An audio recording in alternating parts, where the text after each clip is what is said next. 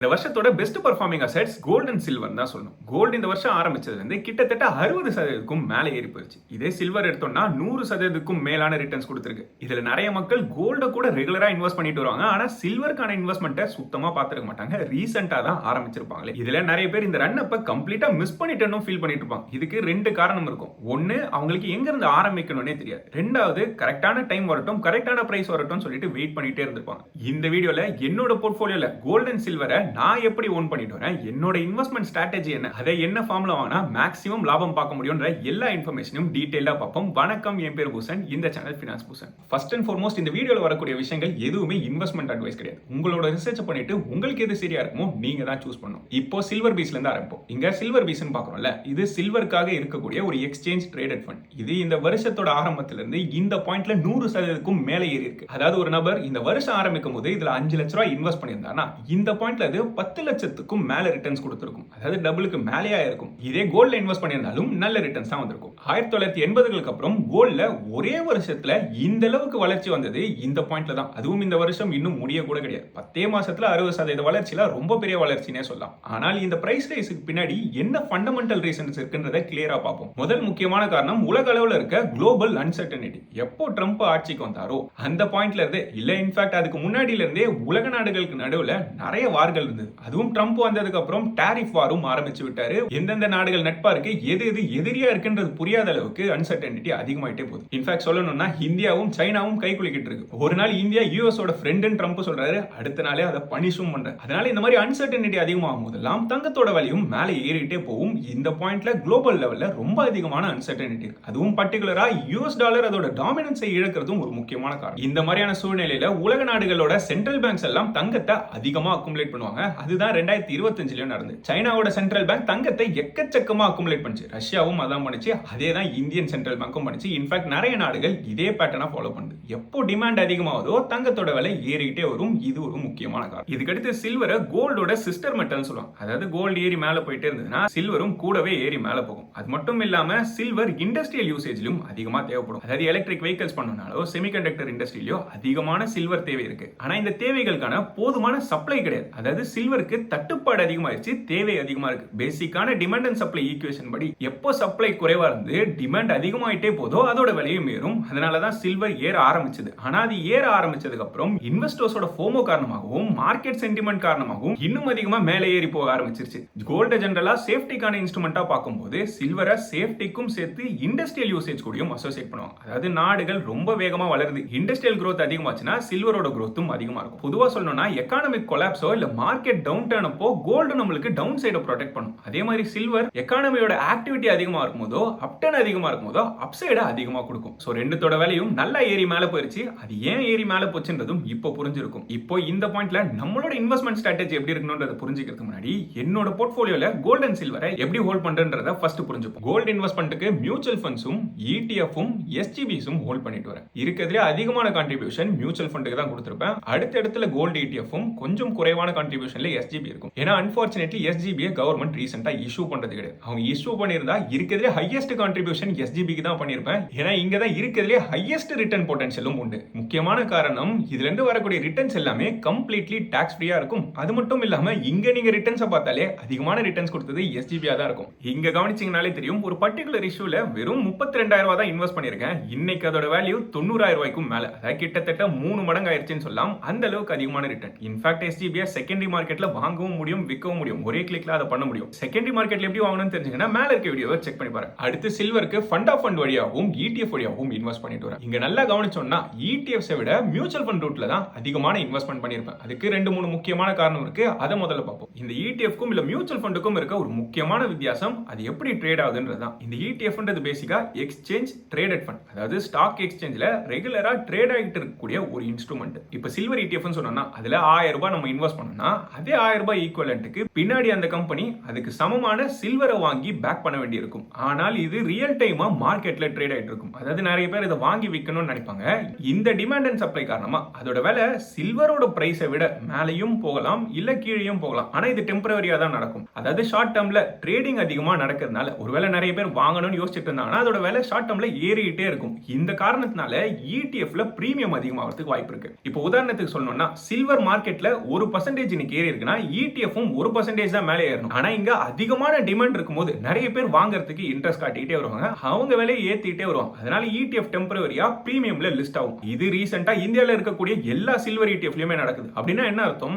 ஆக்சுவலான silver விலையை விட அதிக விலையை கொடுத்து மக்கள் வாங்குறதுக்கு ரெடியா இருக்காங்க. எப்பவுமே ஒரு அசெட் என்ன விலையில இருக்கோ அதை விட அதிக விலை கொடுத்து வாங்கவே கூடாது. இந்த மாதிரி பிரீமியம்ல வரதுனால ஏதோ ஒரு பாயிண்ட்ல இது ஈக்குலிபிரியத்துக்கு வரும். அந்த பிரீமியம் எல்லாமே டெஸ்ட்ராய் ஆகி நார்மலான ரேட்டுக்கு வரும்போது அதிக விலை கொடுத்து வாங்கினவங்களுக்கு நஷ்டம் மாதிரி தெரியும். அதனால தான் ஒரு ETF வாங்கும்போது அதோட INAV வேல்யூ கூட செக் பண்ணும். இந்த INAVன்றது ஆக்சுவல் அசெட்டோட வேல்யூ மூவ்மெண்ட்ஸை ட்ராக் பண்றது. ஸோ இதுக்கும் அதுக்கும் பெரிய டீவியேஷன் இருந்ததுன்னா அந்த ETF அந்த பாயிண்ட்ல வாங்காம தவிர்க்கிறது ரொம்ப இம்பார்ட்டன்ட். அதே ஒரு கோல்டு மியூச்சுவல் ஃபண்டோ சில்வர் ஃபண்டோ எடுத்தோம்னா அதோட எண்ட் ஆஃப் டே NAV வேல்யூல தான் பர்ச்சேஸ் நடந்துட்டு இருக்கும். அதாவது ஆக்சுவல் அசெட்டோட வேல்யூ கிட்ட இந்த பர்ச்சேஸ் நடக்கும். இங்க நம்ம பிரீமியம் எதுவும் கொடுக்க மாட்டோம், தேவையில்லாம நஷ்டமும் பட மாட்டோம். அந்த ஒரு முக்கியமான காரணத்துக்காக தான் மியூச்சுவல் ஃபண்ட்ஸை அதிகமா ப்ரிஃபர் பண்றேன். அது மட்டுமே காரணம் கிடையாது, மியூச்சுவல் ஃபண்ட்ஸ்ல சிம்பிளா SIP பண்ணிட்டு வர முடியும். அது மட்டும் இல்லாம ரியல் டைம்ல சில்வர் பீஸ் இல்ல கோல்டு பீஸோட பிரைஸை ட்ராக் பண்ணி நம்ம விற்கணும்ன்ற தூண்டுதலை குறைவா வச்சுக்கிறதுக்கு மியூச்சுவல் ஃபண்ட்ஸ் உதவியா இருக்கும். ஏன்னா இதுல ரியல் டைம்ல பிரைஸ் அப்டேட் நடக்காது. அவசர அவசரமா ஏறிடுச்சு விற்கணும் வாங்கணும்ன்ற முடிவை எமோஷனலா எடுக்க மாட்டோம். கன்சிஸ்டன்டா பொறுமையா சேர்த்துட்டு வரணும். மாசம் மாசம் இன்வெஸ்ட் பண்ணணும்னா மியூச்சுவல் ஃபண்ட் ஒரு சிம்பிளான ரூட்டா இருக்கு. ரெண்டு ஃபண்டுமே எக்ஸப்ஷனலான XIR கொடுத்திருக்கு. ஆனா இது சஸ்டைனபிள் கிடையாது. இன்ஃபேக்ட் இந்த சில்வர் ETFன்றதே ரொம்ப ரீசெண்டா அறிமுகப்படுத்தப்பட்டது தான்.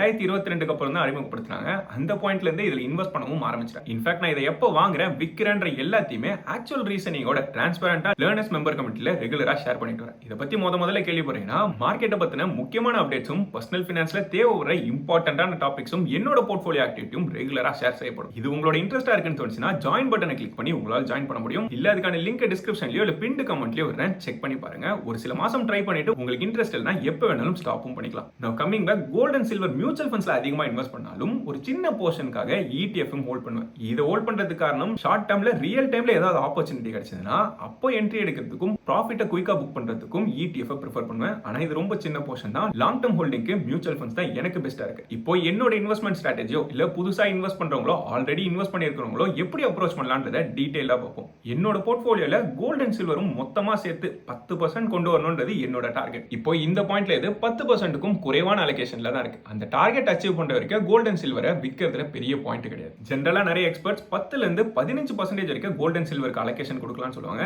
என்னோட பர்சனல் பிரெஃபரன்ஸ் 10%. எதுக்காக 10% சூஸ் பண்ணன்றதையும் எக்ஸ்பிளைன் பண்றேன். 10% விட குறைவான அலோகேஷன் வச்சிருந்தோம்னா அதுல என்ன மூவ்மெண்ட் நடந்தாலும் நம்ம போர்ட்ஃபோலியோல எந்த மாற்றமும் தெரியாது. உதாரணத்துக்கு வெறும் 1% 2% தான் அலோகேஷன் வச்சிருக்கேன்னா அது 100% ரிட்டர்ன்ஸே கொடுத்தாலும் போர்ட்ஃபோலியோ லெவல்ல ரிட்டர்ன்ஸ்ல எந்த இம்ப்ரூவ்மெண்ட்டும் பெருசா இருந்திருக்கு. அதனால ஓரளவுக்கு சிக்னிஃபிகண்டான போர்ஷன் சொல்லும்போது 10% ஒரு மீனிங்ஃபுல்லான அலோகேஷனா தோணுது. அதே மாதிரி ரொம்ப அக்குமுலேட் பண்ணிட்டாலும் ஓவர் கான்சென்ட்ரேஷன் ஆயிடும். இந்த பர்சன்டேஜ் ஒவ்வொருத்தருக்கும் பர்சனலா அவங்க தான் சூஸ் பண்ற மாதிரி இருக்கும். உங்களுக்கு என்ன அலோகேஷன் கரெக்டா இருக்கும்னு நினைக்கிறீங்கன்றத முதல்ல நீங்க சூஸ் பண்ணிக்கோங்க. அடுத்து போர்ட்ஃபோலியோ டைவர்சிஃபிகேஷன். இந்த கடந்த ஒரு வருஷம் ஃபுல்லாவே ஈக்விட்டி எந்த பெர்ஃபார்மன்ஸுமே கொடுக்கல. Nifty 50 small cap mid cap எல்லாமே நெகட்டிவ் ரிட்டர்ன்ஸோ இல்ல ஃபிளாட்டான பெர்ஃபார்மன்ஸ் தான். ஆனா அதே நேரத்துல கோல்டும் சரி சில்வரும் சரி ரொம்ப நல்ல ரன் கொடுத்தது. அதனால தான் டைவர்சிஃபிகேஷன்ன்றது ரொம்ப ரொம்ப இம்பார்ட்டன்ட். இது கூடவே டெட் காம்பனன்ட்டும் நம்மளோட போர்ட்ஃபோலியோல இருக்கணும். அதையுமே சேர்த்து பிரையாரிட்டைஸ் பண்ணுங்க. அடுத்து கோல்ட் அண்ட் சில்வரை மார்க்கெட் அன்சர்டனிட்டிக்கு ஒரு இன்சூரன்ஸா பார்க்கலாமே தவிர அதுல இருந்து ரிட்டர்னுக்காக நான் இன்வெஸ்ட் பண்ணணும்னு எந்த இன்டென்ஷனுமே கிடையாது. ஸோ இதை இன்ஃபிளேஷனுக்காகவும் இல்ல குளோபல் அன்சர்டனிட்டிக்கு அகைன்ஸ்டாகவும் ஒரு பகுதியை போர்ட்ஃபோலியோல வச்சிருக்கணும். இப்போ கோல்டு எப்போ வாங்கணும் சில்வர் எப்போ வாங்கணும்னு புரிஞ்சுக்கிறதுக்கு கோல்டு சில்வர் ரேஷியோன்னு ஒரு பர்டிகுலர் கான்செப்ட் இருக்கு. அதை பார்க்கறதுக்கு முன்னாடி இது வரைக்கும் பார்த்த இன்ஃபர்மேஷன் உங்களுக்கு யூஸ்ஃபுல்லா இருக்குன்னு தோணுச்சுன்னா இந்த வீடியோவை மறக்காம லைக் பண்ணிருங்க. இந்த சேனலை சப்ஸ்கிரைப் பண்ணாம பாத்தீங்கன்னா அந்த சப்ஸ்கிரைப் பட்டனையும் இப்பவே கிளிக் பண்ணிருங்க. இந்த கோல்டு சில்வர் ரேஷியோன்றது 1 கிராம் கோல்ட எத்தனை கிராம் சில்வர் கொண்டு வாங்க முடியும்ன்றதை இண்டிகேட் பண்ணும். இது ஹிஸ்டாரிக்கல் ஆவரேஜா 60ல இருந்து 65 வரைக்கும் இருக்கும். அதாவது 65 கிராம் சில்வரை கொண்டு 1 கிராம் கோல்டு வாங்க முடியும்ன்றதை இந்த ரேஷியோ இண்டிகேட் பண்ணுது. 1970ஸ்ல ஒரு முக்கியமான நிகழ்வு நடந்தது. அதாவது கரன்சிக்கு அகைன்ஸ்டா கோல்டு பேக்கிங்கை கம்ப்ளீட்டா ரிமூவ் பண்ணிருந்தாங்க. அதுக்கு முன்னாடி இந்த கோல்டு சில்வர் ரேஷியோ வேற ரேஷியோவா இருந்தது. 70ஸ்க்கு அப்புறமா ஹிஸ்டாரிக்கல் ஆவரேஜா 60ல இருந்து 65 மாறிச்சு. எப்பெல்லாம் இந்த ரேஷியோ 65க்கு மேல இருக்கோ அந்த பாயிண்ட்ல சில்வர் சீப்பா இருக்குன்னு சொல்லுவாங்க. இந்த வீடியோ ரெக்கார்ட் பண்ற இந்த பாயிண்ட்ல 78ல இருந்து 79 ரேஞ்சில இருக்கு. அதாவது 65க்கு மேல தான் இருக்கு. இந்த பாயிண்ட்லயுமே கோல்டு கூட கம்பேர் பண்ணும்போது சில்வர் அண்டர் வேல்யூடா இருக்குன்னு சொல்றாங்க. அதே மாதிரி இந்த 60-65 கீழே போகுதுன்னா சில்வர் ஓவர் பிரைஸ்டாவும் கோல்டு அண்டர் பிரைஸ்டாவும் இருக்கு. அப்படின்னா கோல்டு அதிகமா வாங்கணும் சில்வரை குறைவா வாங்கணும்னு அர்த்தம். ஆனால் இந்த ரேஷியோ எப்பவுமே அக்யூரேட்டா ஒர்க் ஆகும்ன்ற எந்த அவசியமும் கிடையாது. ஆனால் பர்டிகுலரா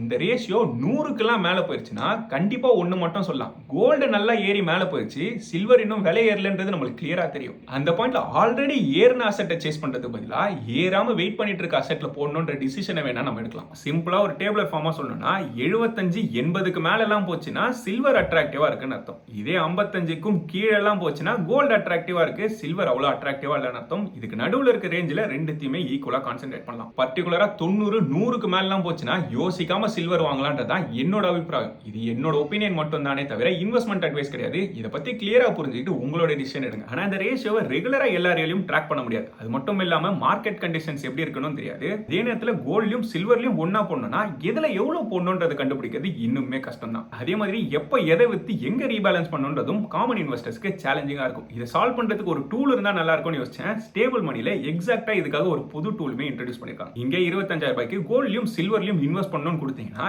கோல்டுல எவ்வளவு போடலாம், சில்வர்ல எவ்வளவு போடலாம்ன்றத மார்க்கெட் கண்டிஷன்ஸை பொறுத்தும் இப்ப இருக்க பிரைஸ் மூவ்மெண்ட்ஸை பொறுத்தும் ப்ராப்பரான அலோகேஷனும் நம்மளுக்கு கொடுக்கும். இந்த அலோகேஷனும் டைனமிக்கா மாறிட்டே இருக்கும். இங்க காட்டப்படுற இதே ப்ரொபோர்ஷன்ல தான் நம்ம போடணும்னு கிடையாது, இதையும் நம்ம வேணும்னா அட்ஜஸ்ட் பண்ணிக்கலாம். ஆனா யூசுவலா மார்க்கெட் கண்டிஷன்ஸை பொறுத்தும் எது ஓவர் பிரைஸ்டா இருக்குன்றத பொறுத்தும் இந்த அலோகேஷன் மாறுபட்டுக்கிட்டே வரும். அதனால எப்ப சில்வர்ல அதிகமா போடணும், கோல்ட்ல அதிகமா போடணும்ன்ற டிசிஷனை இந்த டூலே நம்மளுக்கு எடுத்து கொடுக்கும். இந்த டூலுக்கான லிங்கையும் டிஸ்கிரிப்ஷன்லயும் கமெண்ட்லயும் வர ஸ்டேபிள் மணி ஆப்பை டவுன்லோட் பண்ணி எப்போ சில்வர் அதிகமா வாங்கணும், எப்போ கோல்டு அதிகமா வாங்கணும், என்ன அலோகேஷன்ல வாங்கணும்ன்ற டிசிஷனை ஈஸியா எடுக்கலாம். ஆட்டோமேட்டிக்கா இன்வெஸ்டும் பண்ண ஆரம்பிக்கலாம். இப்போ என்னோட போர்ட்ஃபோலியோல 10% அலோகேஷனை தொடர வரைக்கும் என்னோட மேஜர் ஹோல்டிங்ஸ் எதையுமே விற்க போறது கிடையாது. அதே மாதிரி ETFஸ்ல அப்பப்போ ப்ராஃபிட் புக்கிங் பண்ணிட்டே வருவேன். இந்த பாயிண்ட்ல பல்க் பையிங்கும் பண்ண போறது கிடையாது. ஏன்னா பிரைஸ் ஏறி ஆல்ரெடி மேல போயிருச்சு. சோ என்னோட டார்கெட் அலோகேஷனான 10% வர வரைக்கும் கோல்டு சில்வரை தொடர்ந்து அக்குமுலேட் பண்ணிட்டே இருப்பேன். அது ஏறினாலும் சரி இறங்கினாலும் சரி அசெட் அலோகேஷன் மீட் பண்ற வரைக்கும் இதை ஹோல்ட் பண்ணணும்ன்றது என்னோட இன்டென்ஷன். இந்த ரீசனுக்காக தான் உங்களோட அசெட் அலோகேஷனை முதல்ல ஐடென்டிஃபை பண்ணணும். இப்போ மொத்தமா 1 லட்ச ரூபாய் நீங்க இன்வெஸ்ட் பண்ணிருக்கீங்க, ஸ்டாக்ஸ் கோல்டு எல்லாத்தையும் சேர்த்து. அதுல 20,000 ரூபாய் கோல்டு சில்வர் இருக்குன்னா 20% அலோகேஷன். இல்ல உங்ககிட்ட கோல்டு சில்வருக்கு சுத்தமா அலோகேஷன் கிடையாதுன்னா அட்லீஸ்ட் 5% அலோகேஷன் அது வைக்கணும்னு டார்கெட் பண்ணிட்டு கொஞ்சம் கொஞ்சமா SIP மோட்ல ஆரம்பிங்க. அதுவும் கோல்டையும் சில்வரையும் சேர்த்து வாங்குறதுல பிரச்சனை கிடையாது. SIP மோட்ல வாங்குறதுனால கன்சிஸ்டன்ட்டா ரெகுலராவும் நம்மளால இன்வெஸ்ட் பண்ணிட்டு வர முடியும். அதுவும் மியூச்சுவல் ஃபண்டை ப்ரிஃபர் பண்ணோம்னா ETFல இருக்கக்கூடிய பிரைஸ் டிவியேஷன்ஸும் இருக்காது, கரெக்டான NAV பிரைஸ்ல நம்மளால வாங்கவும் முடியும். இது வரைக்கும் ஸ்டார்ட் பண்ணலனா ஒரு சின்ன அமௌண்ட்ல இருந்தாவது இப்பவே ஸ்டார்ட் பண்ண ஆரம்பிங்க. உங்களோட அலோகேஷன் 10%க்கும் குறைவா இருந்தாலும் நீங்க தொடர்ந்து இன்வெஸ்ட் பண்ணிட்டு வரது தான் ஒரு நல்ல முடிவா இருக்கும். அப்படி பண்ணும்போதும் பல்க் பை பண்ணாம கொஞ்சம் கொஞ்சமா SIP மோட்லயே வாங்கிட்டு வரலாம். மார்க்கெட் கிராஷ் ஆகணும்னு வெயிட் பண்ணனும்னா மார்க்கெட் கிராஷே ஆகாம இங்க இருந்து ஒரு 30-40% மேல போயிருச்சுனா ஏன் வாங்கலன்னு வருத்தப்படுற மாதிரி இருக்கும். சோ உங்க டார்கெட் அலோகேஷன் வர வரைக்கும் அக்குமுலேட் பண்றதுல தப்பே கிடையாது. ஆனா ஒருவேளை உங்ககிட்ட 20-30% சொல்லிட்டு அதிகமா கோல்ட் சில்வர்ல அலோகேஷன் இருந்ததுன்னா இந்த ப்ராஃபிட்ஸை உங்களுக்கு சாதகமா யூஸ் பண்ணிக்கோங்க. இங்க இருந்து கொஞ்சம் பார்ஷியல் ப்ராஃபிட் புக் பண்ணி அதை வேற ஏதாவது அசெட் கேட்டகரி மூவ் பண்ணிருங்க. விழுந்ததுக்கு அப்புறம் ஐயோ நல்ல பிரைஸ்ல இருந்தது விக்காம விட்டேன் வருத்தப்படாம இருக்கலாம். இல்ல சிலருக்கு இன்னும் ஒரு கேள்வி இருக்கும், நான் ஆல்ரெடி சின்னதா ஒரு ஹோல்டிங்ஸ் வச்சிருக்கேன், அது நல்ல லாபத்துல தான் இருக்கு, அந்த லாபத்தை ப்ரொடெக்ட் பண்றதுக்காக அதை நான் மொத்தமா வித்துட்டு போயிடலாமே யோசிப்பாங்க. கோல்ட் அண்ட் சில்வரை வெறும் பிரைஸ் மூவ்மெண்ட்ஸ்க்காக போர்ட்ஃபோலியோல வைக்காதீங்க. பேசிக்கா அது டைவர்சிஃபிகேஷன் கொடுக்கும். யோசிச்சு பாருங்க, அடுத்த வருஷம் ஈக்விட்டி மார்க்கெட்ல ஒரு பெரிய கிராஷ் வந்ததுன்னா அந்த பாயிண்ட்ல கோல்ட் அண்ட் சில்வர் நம்மளுக்கு ஒரு ப்ரொடெக்ஷனா இருந்துட்டு இருக்கும். அதனால அசெட் அலோகேஷன் ஒன்று வச்சு அதை ப்ராப்பரா ஃபாலோ பண்ணுங்க. அதுவும் கோல்ட் அண்ட் சில்வரும் வாங்க போறீங்கன்னா அதுக்குள்ளேயுமே அலோகேஷன் ரொம்ப முக்கியம். அந்த அலோகேஷனை ஈஸியா தெரிஞ்சுக்க ஸ்டேபிள் மணியை செக் பண்ணி பாருங்க. அதோட லிங்க் டிஸ்கிரிப்ஷன்லயும் கமெண்ட்லயும் விட்டுருக்கேன். இன்வெஸ்டிங்ல இந்த அசெட் அலோகேஷன் ஏன் ரொம்ப முக்கியன்றதையும் என்னோட ஆக்சுவல் அலோகேஷன் என்னன்றதையும் எக்ஸ்பிளைன் பண்ணி இந்த வீடியோல சொல்லியிருக்கேன். அடுத்து இதை செக் பண்ணி பாருங்க. இது வரைக்கும் இந்த வீடியோல பார்த்த இன்ஃபர்மேஷன் உங்களுக்கு யூஸ்ஃபுல்லா இல்ல புதுசா இருக்குன்னு தோணுச்சுன்னா இந்த வீடியோ லைக் பண்ணுங்க. இந்த சேனலுக்கு இது வரைக்கும் சப்ஸ்கிரைப் பண்ணா அந்த சப்ஸ்கிரைப் பட்டனையும் கிளிக் பண்ணிருங்க. அதுக்கு பக்கத்துல இருக்க பெல் ஐகானை கிளிக் பண்ணி ஆல் என்ற செலக்ட் பண்ணினா இந்த சேனல்ல போற புது வீடியோஸோட நோட்டிபிகேஷன் உடனே வந்து சேரும். நன்றி மக்களே. Disclaimer: Mutual fund investments are subject to market risks. Read all scheme-related documents carefully.